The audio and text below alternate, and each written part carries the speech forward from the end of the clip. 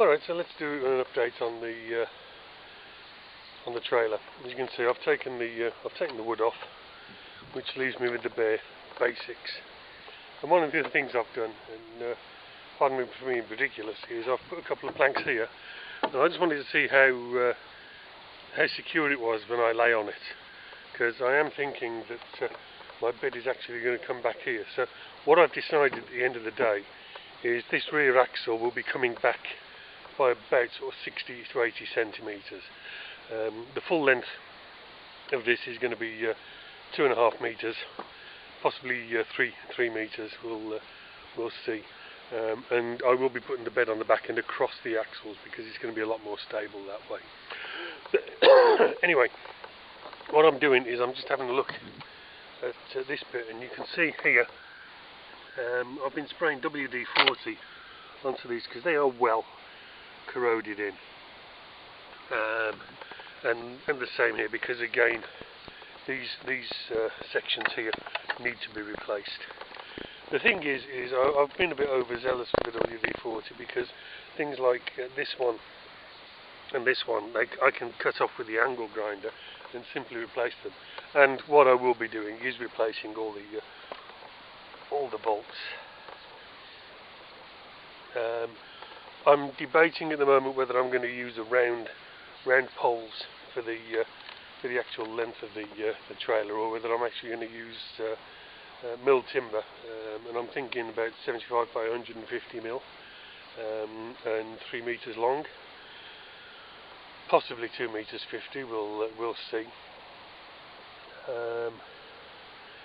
Because I need a bit of stability as far as when I put the top sheet of not MDF, it's OSB, which is basically like a chipboard, which is a centimetre thick, 10 mil thick, and is a good strength.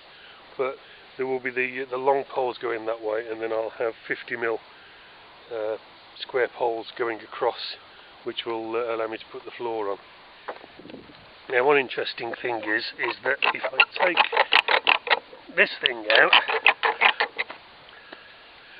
I can then have a look down here, because I did think about the possibility of repairing this wood. You can get an epoxy hardener, wood hardener, which would, this is only, I mean, down here and here, it is still fairly, it is a good wood. It's just here it's a bit soft. And there's some liquid wood hardeners you can use to put in, or I can use super glue. But the issue I've got here is the size of this hole. It's quite a large hole at the top, which gives some play with regards to this beastie going in. So as you can see, this has got a lot of play.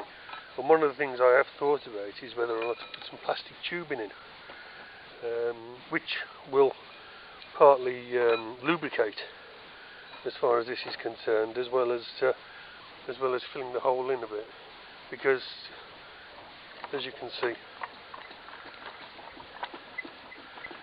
there is a fair bit of travel there.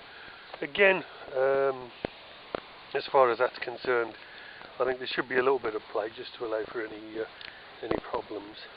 But the rest of the metalwork is there goes the WD-40. The rest of the metalwork's pretty good. This is the steering system. I'll need to grease that. But again, what I want to do is clean these down and then probably hammerite them. Sorry if I'm speaking quickly as we're going through. It's just the excitement of what I'm doing.